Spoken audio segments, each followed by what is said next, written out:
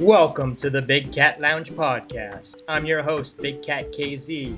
Thank you so much for listening in. The Big Cat Lounge is where we interview guests in a casual lounge setting from all over the world. We are on the way to achieving Big Cat International status. New episodes are dropped weekly on all places you listen to podcasts. Please rate and subscribe to help us grow. Welcome to the Big Cat Lounge podcast.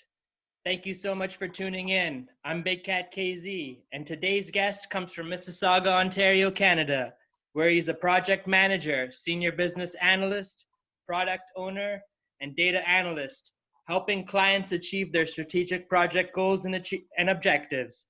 He has twin girls who are aged 11, and they're the light of his world. He has 15 years industry experience, who's always open for consulting and collaboration opportunities, and pays its way forward.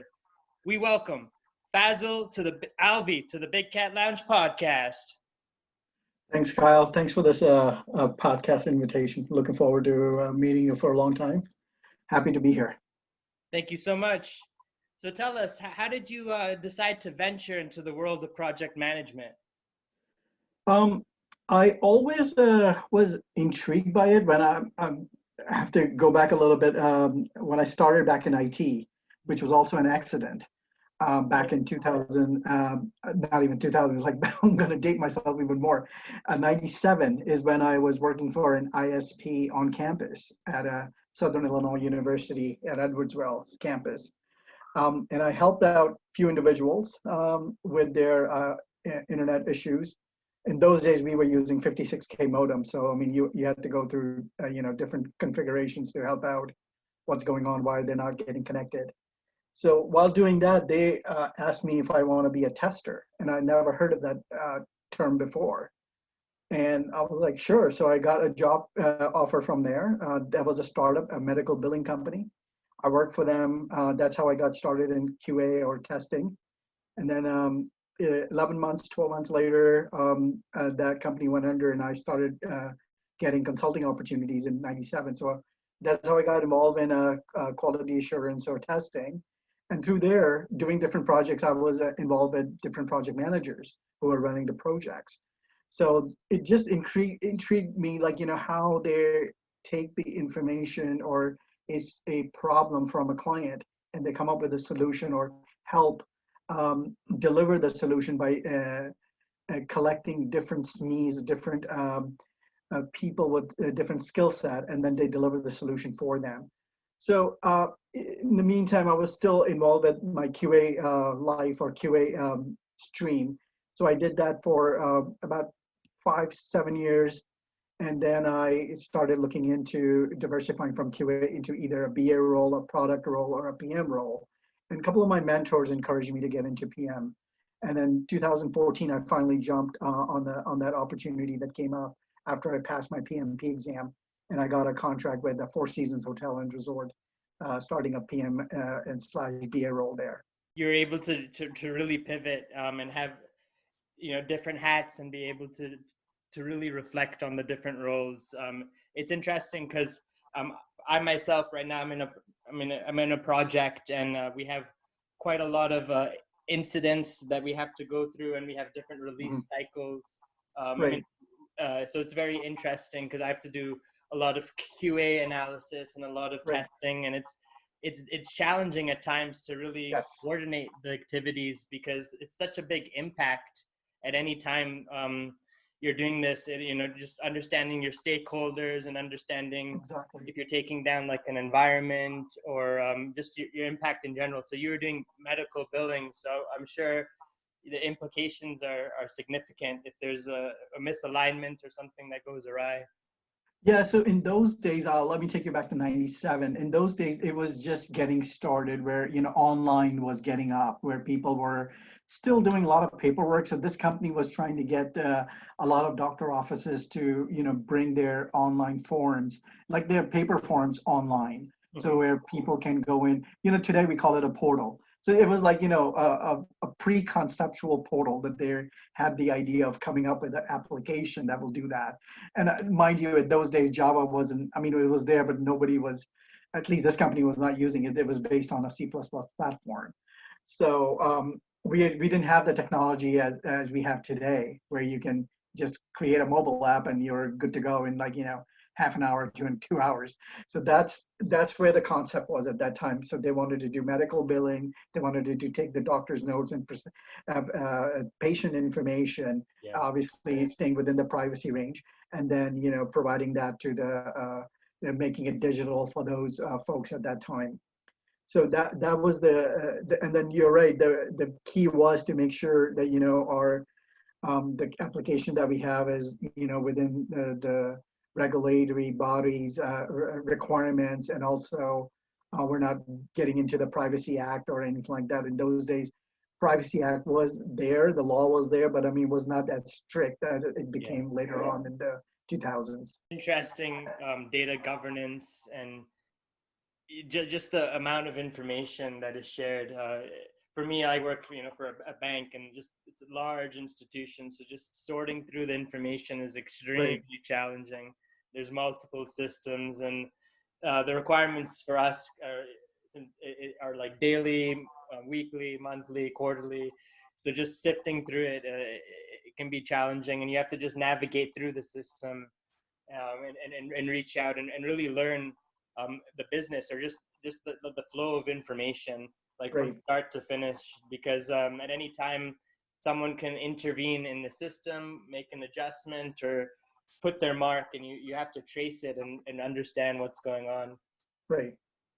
And that's why it's important as a PM to understand the, like the analysis area of that too. And PMI is now emphasizing a lot that, the PM is not a general traditional PM role where, there was a guy who comes in and he tells, person one to do this, person two to do this, person three to do that. And then, they all report to him. That type of structure is no longer there. Yeah. I think maybe in the like traditional companies, if they're huge companies, maybe they do it still. But I mean, I've seen a lot of companies and requirements is like, you're not just going to be a PM, you're also going to be helping out with the requirements part of it. And which is important because when you start a project, when you have a project charter, and when you do your project objectives or scope statements, when you're writing the SOWs or helping write SOWs, depending on your organizational structure, how it, who does what. So, I mean, that document, it has to have requirements in it or some sort of a scope that, saying a high level issue that happened and what is the requirements that the client has to resolve this problem of theirs. That's why we're doing this project.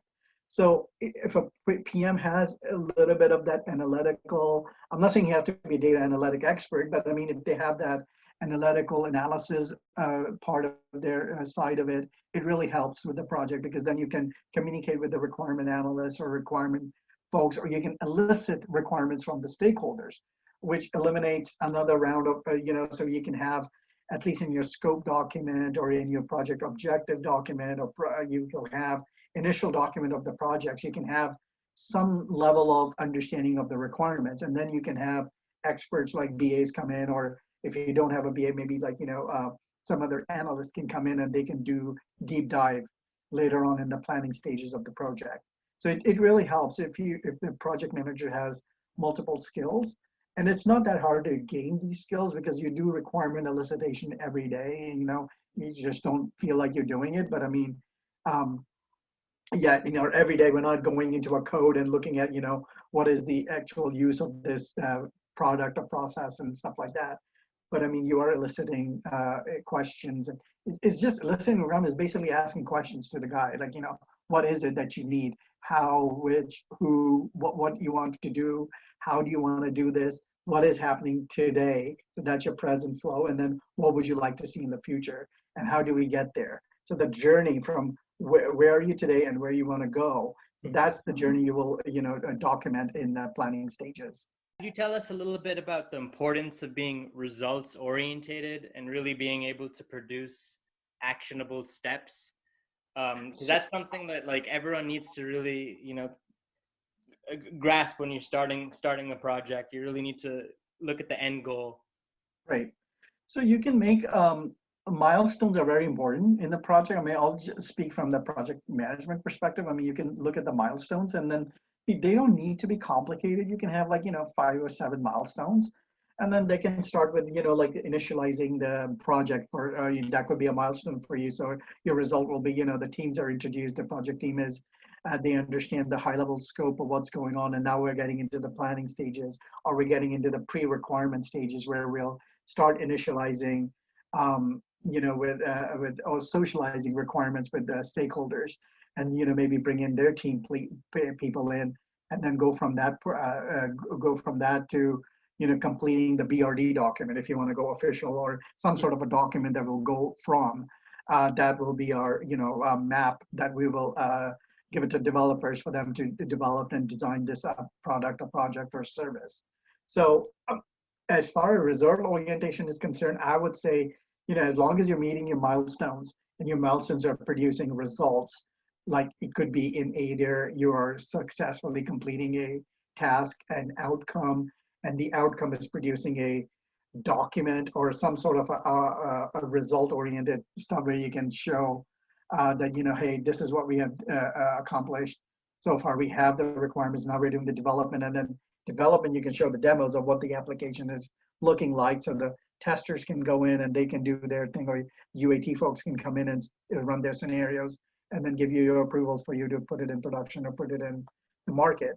So you're right, the results have to be there. You can't, I mean, and nowadays, but like, agile is used so much as a buzzword, which is basically a fundamental methodology. It's not something, oh, I want to do agile. You can do agile. You have to use as techniques in agile or methodologies within agile, like Kanban or Scrum, in order to get to that result that you're looking for.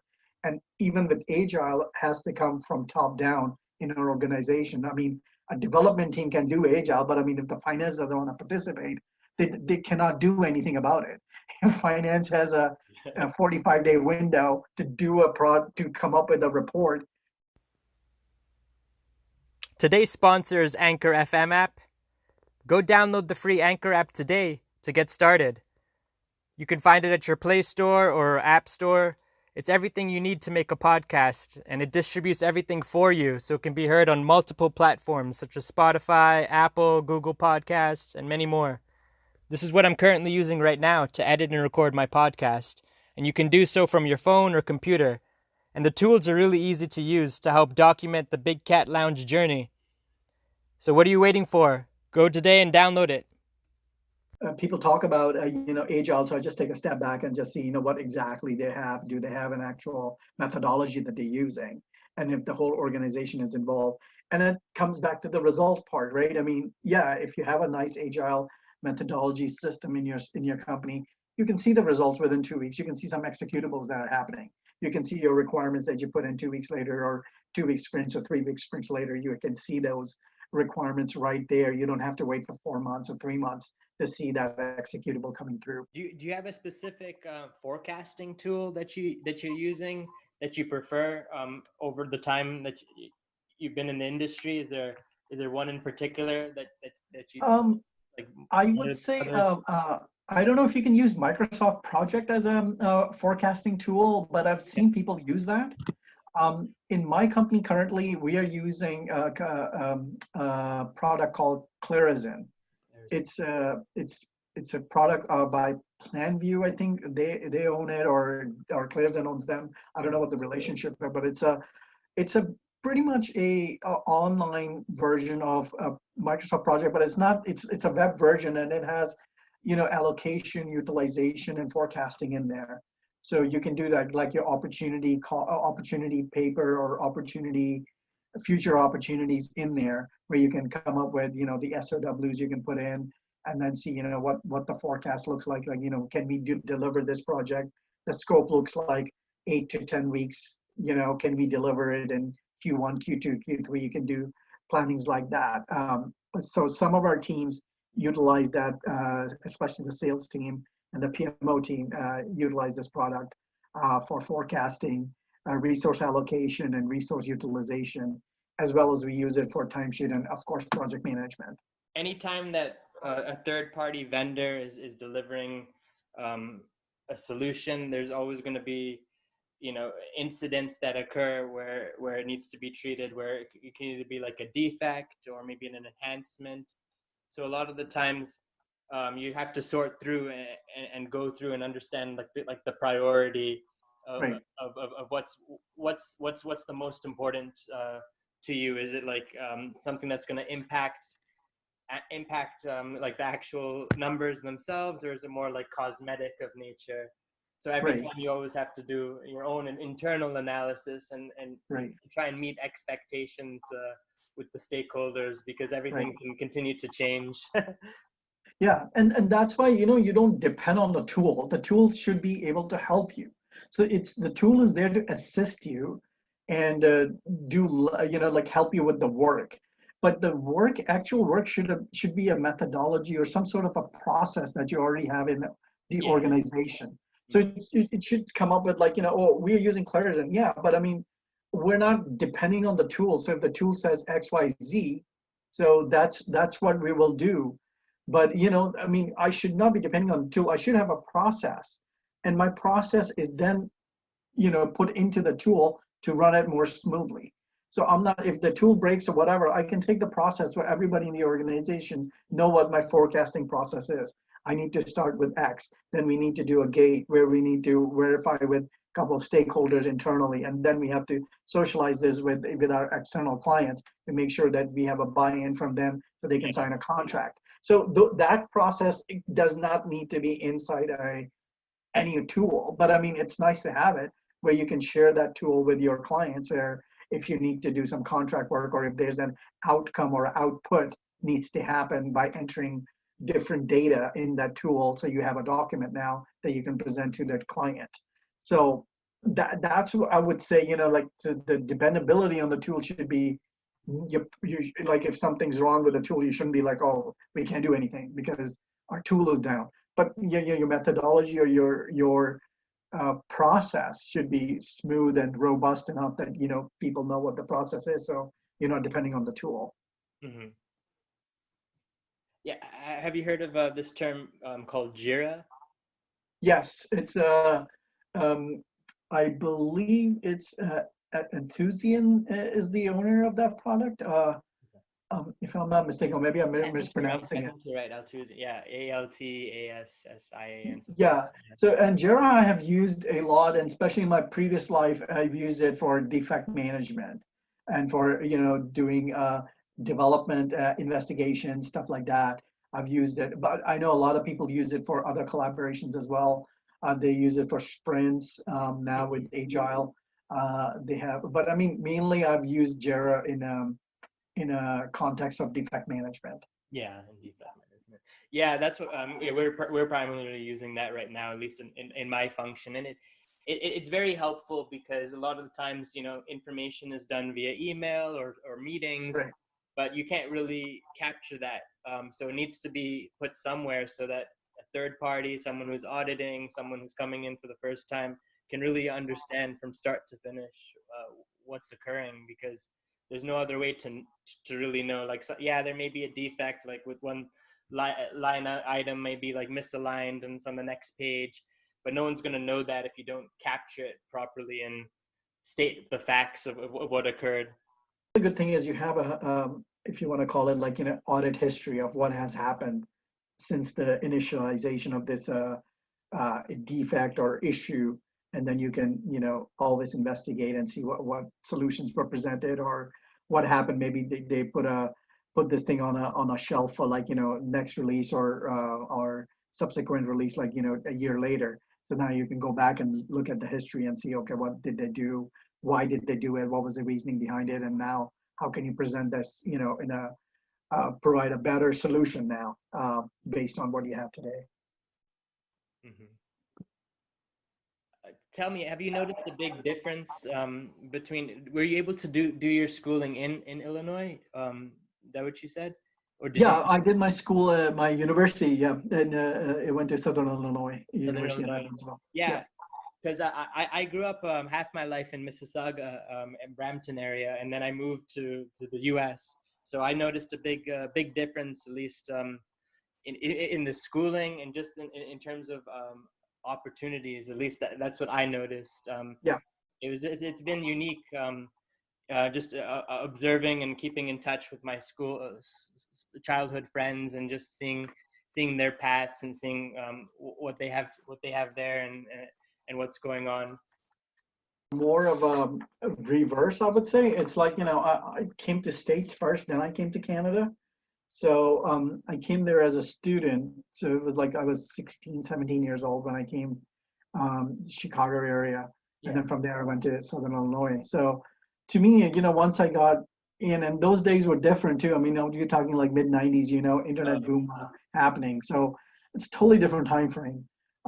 Lots of opportunities were coming up. There was lots of startups happening, lots of IT world, evolving at that time. So the opportunity was immense over there. There was tons of opportunities for everybody.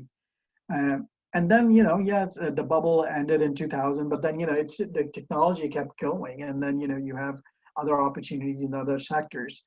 So I would say, yeah. And then coming to Canada, I don't feel like I had like less opportunities in Canada as well, because I mean, I had, my experience in US and working in US. I mean, it didn't hurt me. And then, I know some people do complain that, they come in from different countries here in Canada, and they have struggle, and they have hard time getting jobs, or, getting involved in the job market, like, get acclimated to a job market.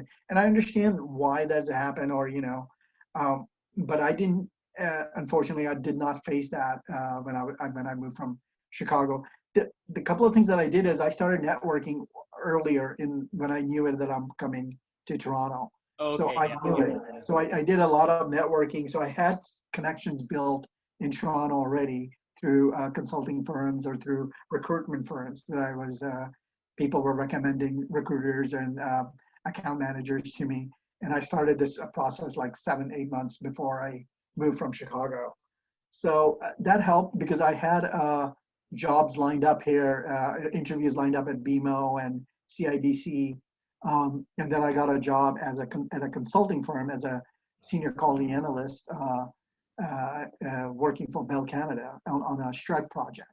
So that wasn't, so I would say, you have to do your homework. I mean, you can't just, this is just my personal opinion. Like, if you're coming into a country, do some research, get, look, because the government of Canada will just help you immigrate to Canada. They will not, accommodate you to get a job. That's on you.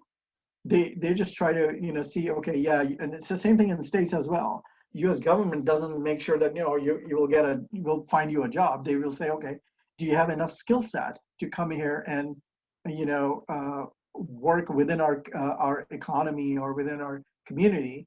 And can you, do you have enough skill sets, and you have the language understanding to accumulate with the population? So that's the reason you're coming in. And then, if you have that mindset where you can say, okay, let me network, or let me get into it. Like, for example, if you're in IT, you can have a very good chance of landing a job if you had done the network, because people here don't know you. So that's how you get to know you, to get the networking going. So, and one of the best ways to do network is through LinkedIn. You have that. You can, introduce yourself to other people, and then you can do a lot of networking. Nowadays it's like, pretty much online.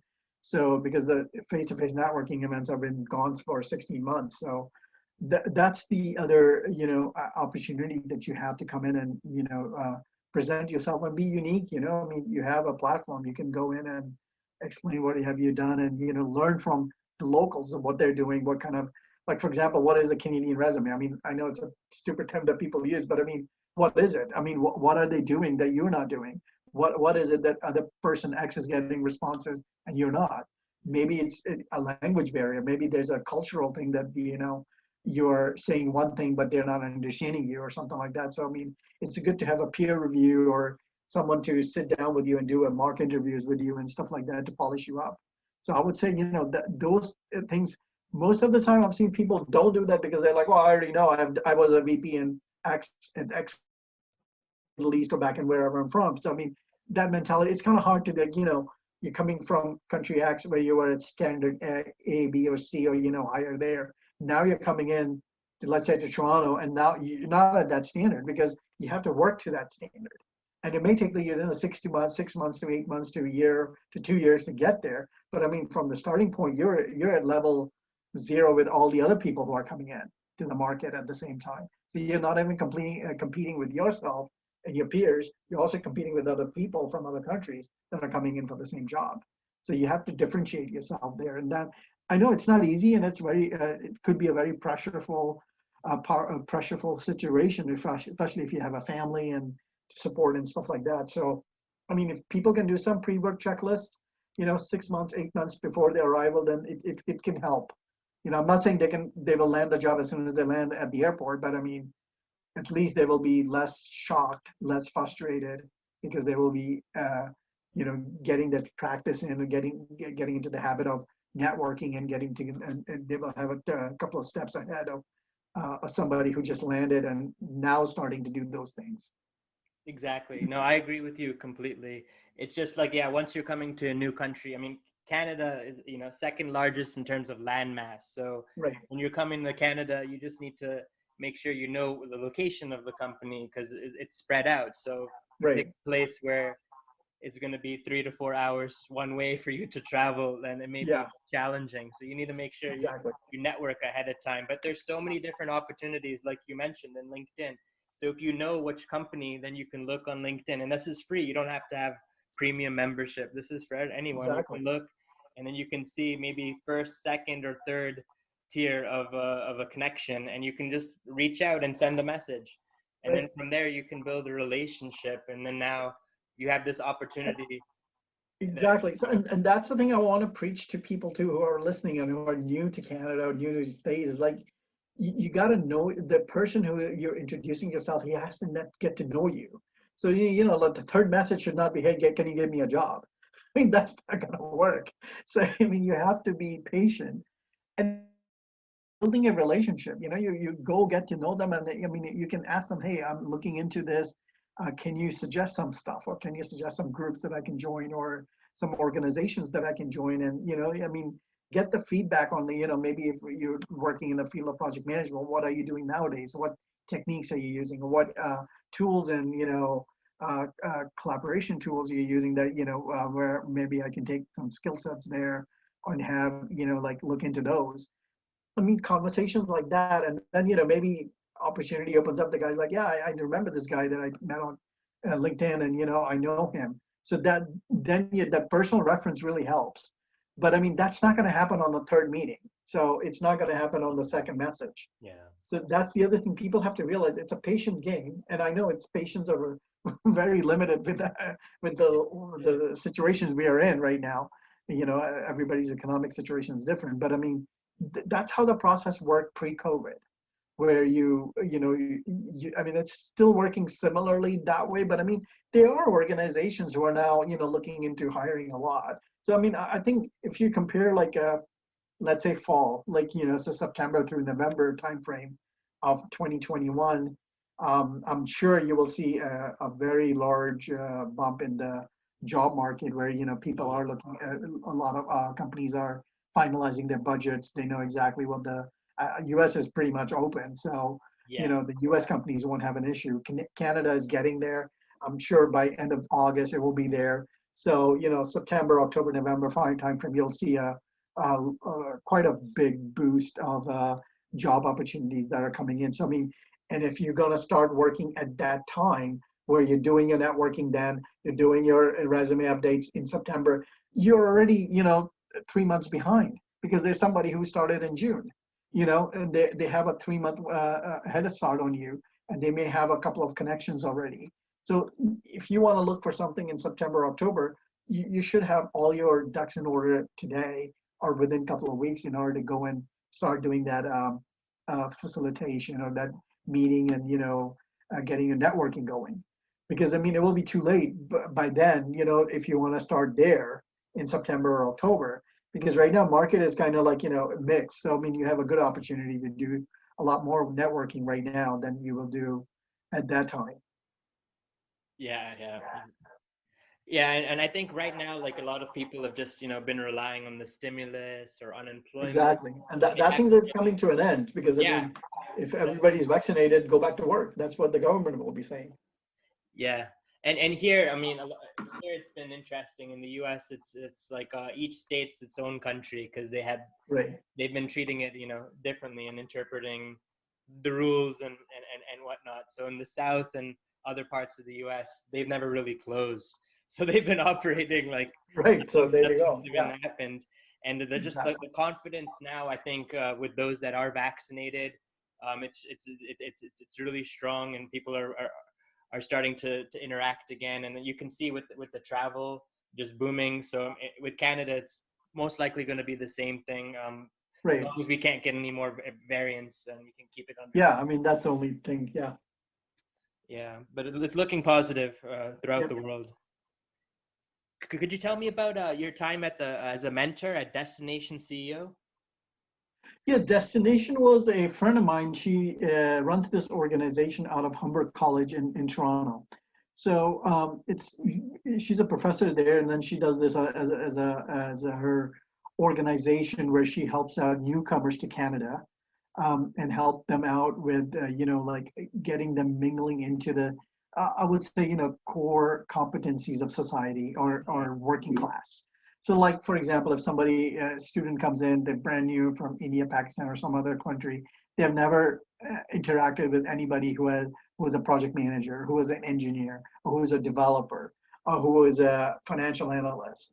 So what she brings is a panel of people from these backgrounds, and they are quote unquote mentor to these students, if you want to call them students, or newcomers who are taking her course or are enrolled in her classes to do mock interviews or resume updates or networking, and networking with other folks within that industry or some other industry. So she wanted to invite me because during COVID, I was like looking for other avenues to pivot and stuff.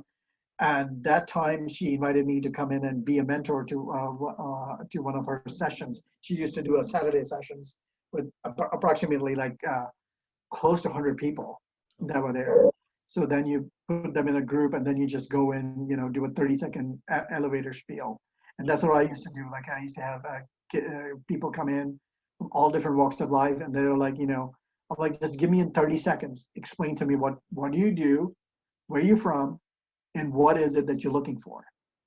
And you have 30 seconds. So I mean, in 2 minutes, I used to know all four people in my room.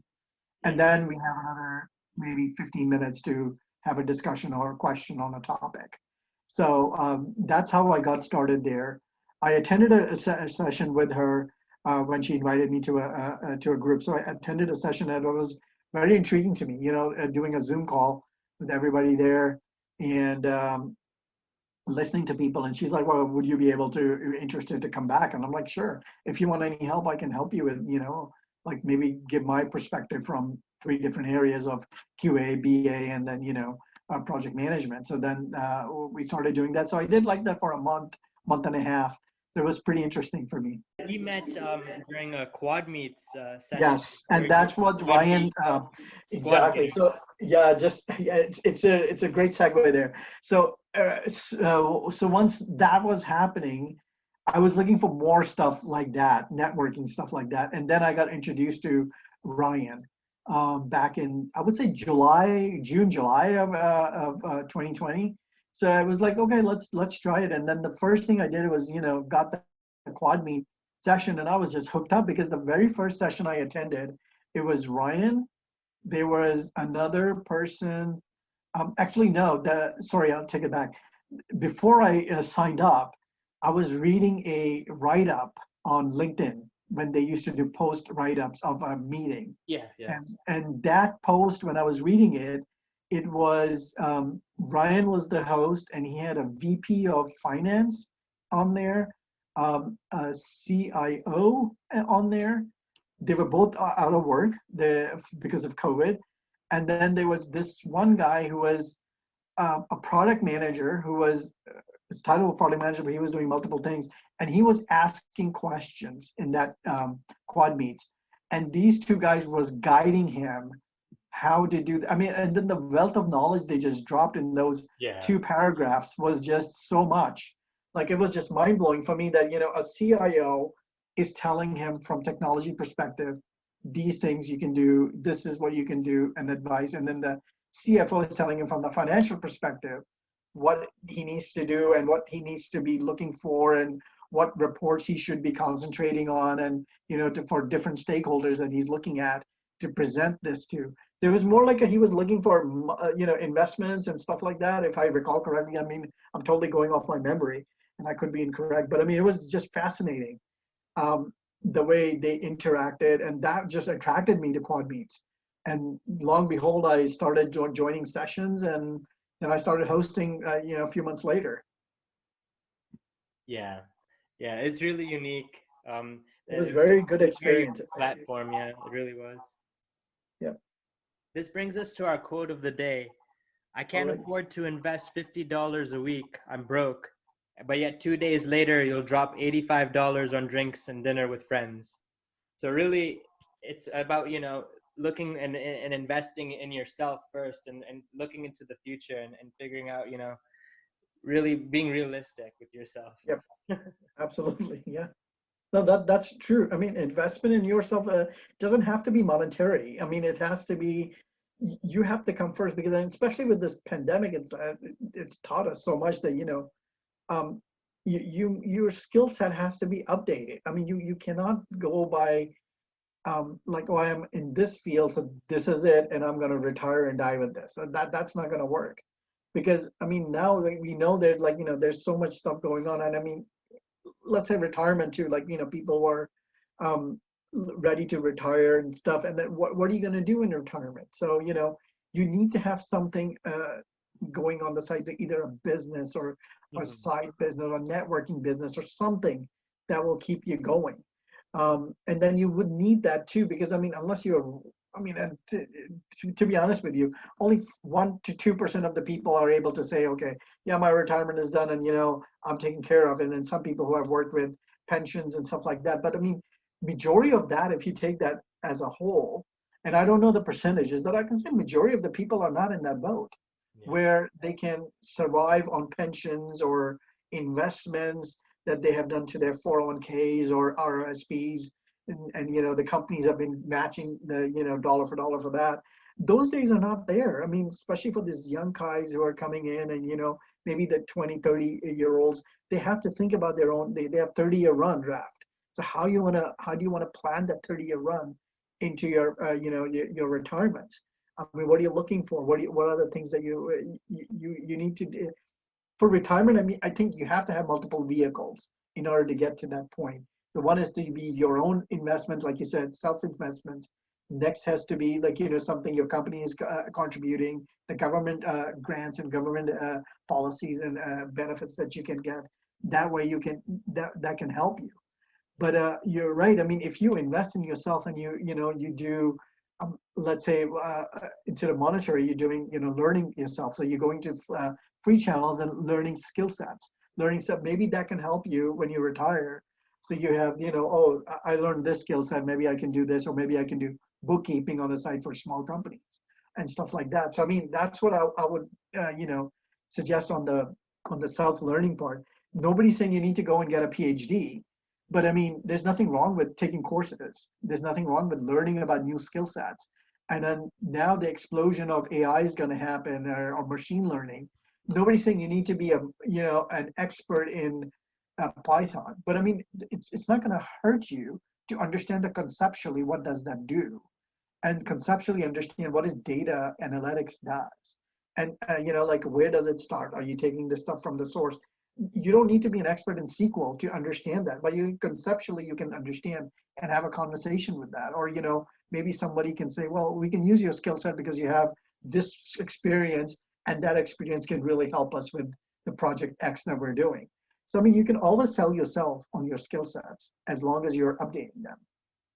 And with data in general, big data, data anywhere in any industry, it's just Yeah, super important.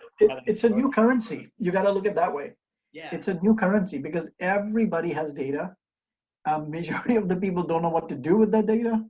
And then if you know how to interpret that data and how to present that data in a form that managers can understand, I mean, you're there for, I mean, you pretty much write your ticket to whatever you want. So, that's the skill set that is, in layman's term. Like, as long as you can interpret or translate that data, you're good to go. And where do you see the next 5 years, the vision for yourself now that you have all this knowledge built up?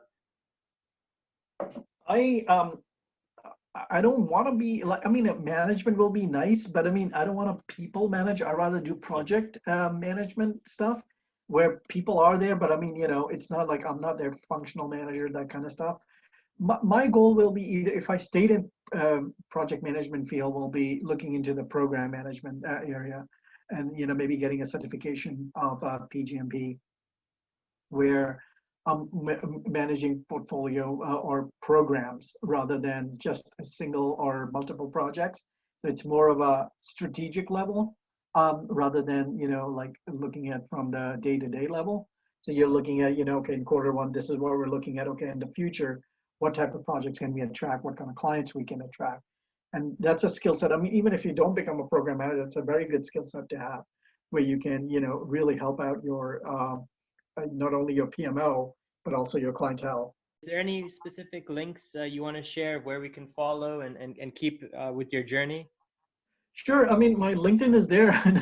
I apologize. I haven't memorized my LinkedIn profile URL. Oh yeah, I have So no clue what that is. Yeah. yeah. So if you can go on LinkedIn, I mean, I have a follow button there. You can feel free to follow me. I don't know if I have enough connections for everybody to connect, but feel free to follow me. And if you have questions, send me an IM, and I'll be happy to answer. Thank you so much for your time. We appreciate it. Yeah, no problem. Take care.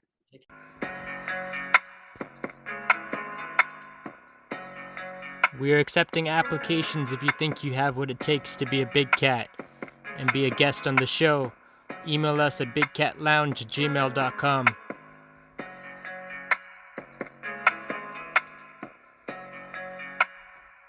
Thank you for listening to the Big Cat Lounge podcast. Hope to see you soon.